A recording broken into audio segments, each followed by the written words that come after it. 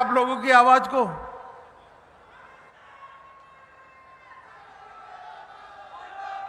सवाई माधोपुर गंगापुर वालों की आवाज ऐसी होगी क्या? मेरे साथ दोनों हाथ उठाइए, उठाइए दोनों हाथ। सहकारिता से समृद्धि के संकल्प की मुट्ठी बींचिए और प्रचंड आवाज से बोलिए, भारत माता की, भारत माता की, भारत माता की।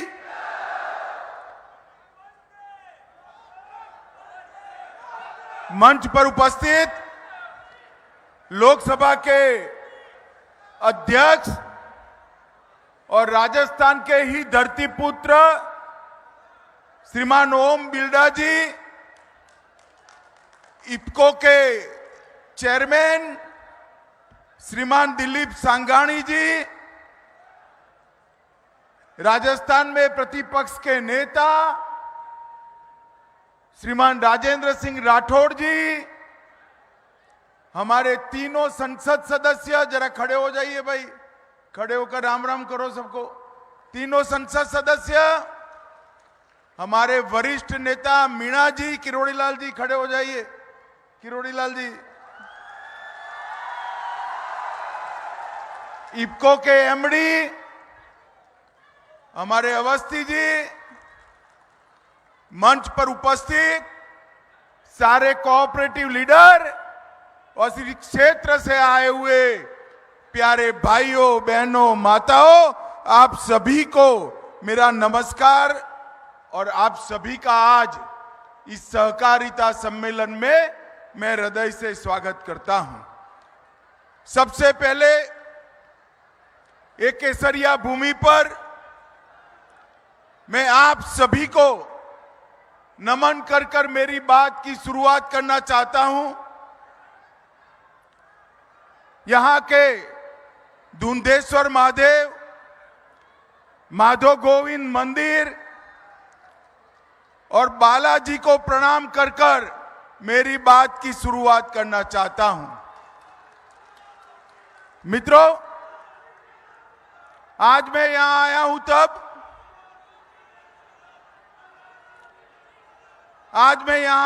तब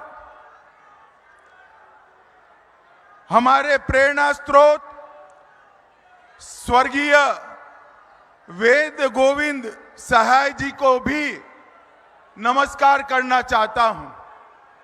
उनको याद कर कर श्रद्धांजलि देना चाहता हूं। भाई बैठ जाओ, बैठ जाओ, आप सभी लोग बैठ जाओ। गहलोत साहब ने कुछ लोग भेजे हैं, 5 मिनट अपना कार्यक्रम कर कर चले जाएंगे। जोर से बोलो, भारत माता की, भारत माता की। मित्रों, आज मैं यहां आया तब, सारे लोग बैठ जाइए भाई, उनकी ओर मत दिखिए, बैठ जाओ सारे लोग। सारे किसान भाइयों को मेरा निवेदन है, बैठ जाइए। 2-4 जने हैं, निकल जाएंगे थक कर, उनको नारे लगाने दीजिए। कोई वहां नहीं जाएगा भाई, कोई वहां न जाए। माताओं, भाइयों, बहनों, आज मैं सहकार से समृद्धि के नारे को सार्थक करने वाले किसान सम्मेलन में आया हूं। मैं सबसे पहले 75 साल से देश के किसान जिस चीज की मांग कर रहे थे कि एक सहकारिता मंत्रालय अलग हो, मोदी जी ने 75 साल की किसानों की मांग को पूरा कर कर अलग सहकारिता मंत्रालय बनाया है। मैं आप सभी को निवेदन करता हूं, जोर से ताली बजाकर मोदी जी के इस फैसले का स्वागत करिए। मोदी जी जब से प्रधानमंत्री बने हैं, ढेर सारे ऐसे काम जो देश में कभी नहीं हुए वो मोदी जी कर रहे हैं। सहकारिता मंत्रालय बनाया और कुछ दिन पहले ही चंद्रमा के दक्षिण ध्रुव पर हमारा चंद्रयान तिरंगा लहराते हुए पहुंच गया। समग्र देश के अंदर एक प्रकार से नई ऊर्जा, नए विश्वास, इसका संचार हुआ है। सैकड़ों करोड़ों सालों से प्रयास किए गए, करोड़ों सालों से चंद्रमा के दक्षिण ध्रुव के रहस्य बने हुए थे। दुनिया का कोई देश वहां नहीं पहुंच पाया। मोदी जी ने हमारे स्पेस मिशन को नई गति, नई ऊर्जा दी और आज चंद्र के दक्षिण ध्रुव पर पहला पहुंचने वाला देश हमारा भारत बना है। ये समग्र देश के लिए गौरव का विषय है। मित्र, मैं आज अभी जो लोग नारे लगाते थे उनको कहना चाहता हूं, नारे लगाने की जगह चंद्रयान को आगे बढ़ाया होता तो आज नारे लगाने की बारी नहीं आती, आपका भी नंबर होता। सहकारिता मंत्रालय अगर बनाया होता, किसानों का कल्याण अगर किया होता तो आज ये नारे लगाने की जरूरत नहीं आती। मित्रों, राजस्थान में आया हूं। मैं ज्यादा पॉलिटिक्स करना नहीं चाहता था, मगर अब उन्होंने पॉलिटिक्स की शुरुआत कर दी, मुझे भी मजबूर कर दिया। हमारे दिलीप भाई जरा भोले भाले व्यक्ति है। इफ्को का सम्मेलन था, कल मुझे फोल्डर भेज दिया। मैंने कहा भाई ये फोल्डर मत रखना, वरना अशोक गहलोत नाराज हो जाएंगे। तो दिलीप भाई ने पूछा कि फोल्डर में क्या ऐसा है कि अशोक गहलोत चिढ़ जाएंगे। मैं बताऊं आपको क्या था, जानना है भाइयों क्या था अंदर? ये फोल्डर का कलर, वो डायरी का कलर लाल रंग का था। अब दिलीप भाई को बोला मालूम नहीं है कि आजकल गहलोत साहब लाल डायरी से बहुत डर रहे हैं। क्यों डर रहे हैं भला? जरा बताओ तो राजस्थान वालों। डायरी का आगे का कलर लाल है, अंदर काले कारनामे छिपे हुए हैं। अरबों करोड़ों रुपए का भ्रष्टाचार का कच्चा चिट्टा वो लाल डायरी के अंदर है। और मैं गहलोत साहब को कहने आया हूं, एक चंद लोग बेचकर नारे लगाने से कुछ नहीं होता। जरा भी शर्म बची है तो लाल डायरी के मुद्दे पर इस्तीफा देकर चुनाव के मैदान में आइए, हो जाए दो दो हाथ। माताओं, भाइयों, बहनों, एक कांग्रेस सरकार थी और उस वक्त कांग्रेस सरकार ने किसानों के लिए कुछ नहीं किया।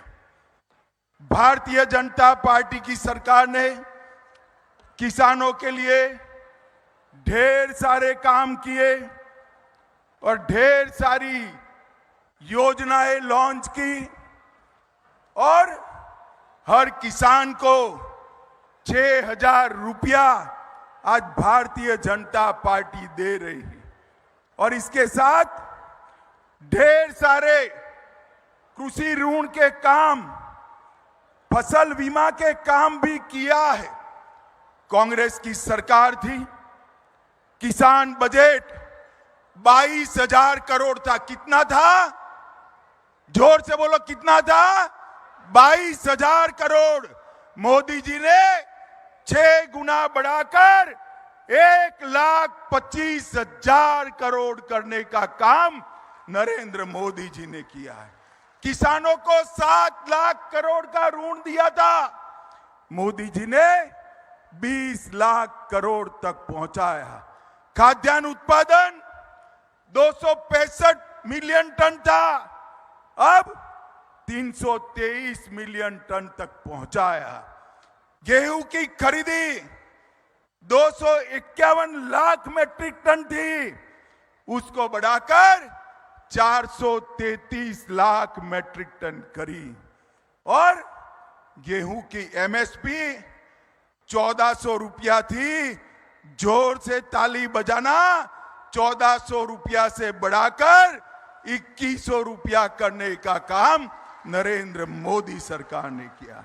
सरसों की एमएसपी 3050 रुपया थी, इसको बढ़ाकर 5400 रुपया करने का काम नरेंद्र मोदी सरकार ने किया।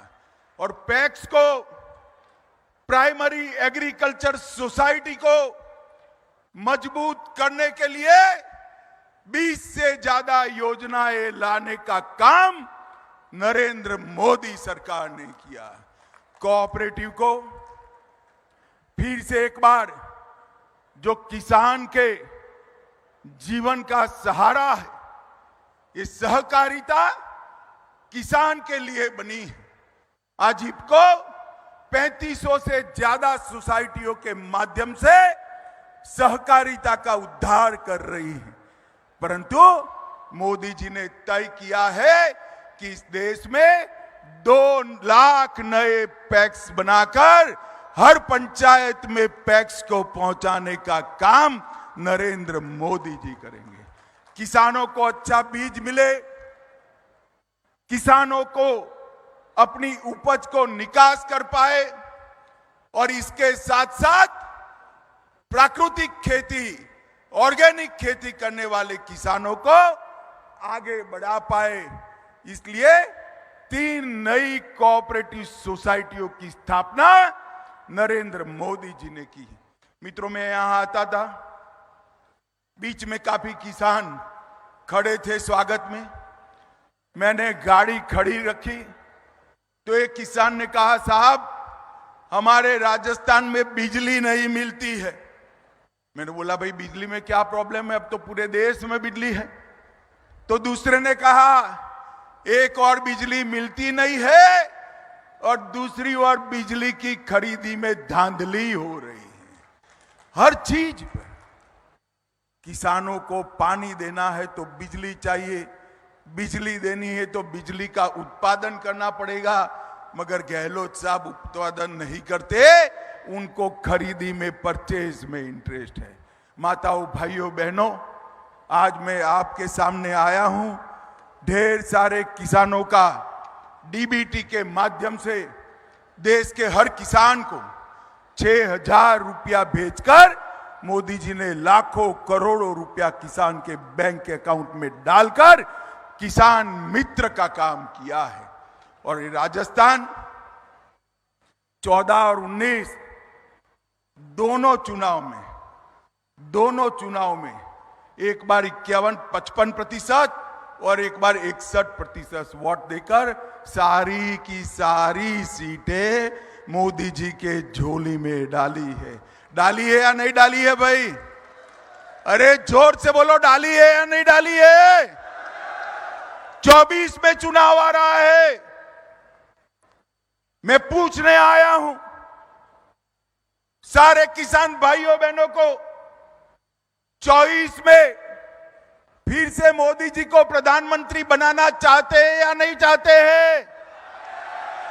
जो चाहते हैं जोर से हाथ ऊपर कर नारा लगाए, चाहते हैं या नहीं चाहते? अब 24 के पहले, अरे सुन लिया यार, जोर से लगाओ जरा।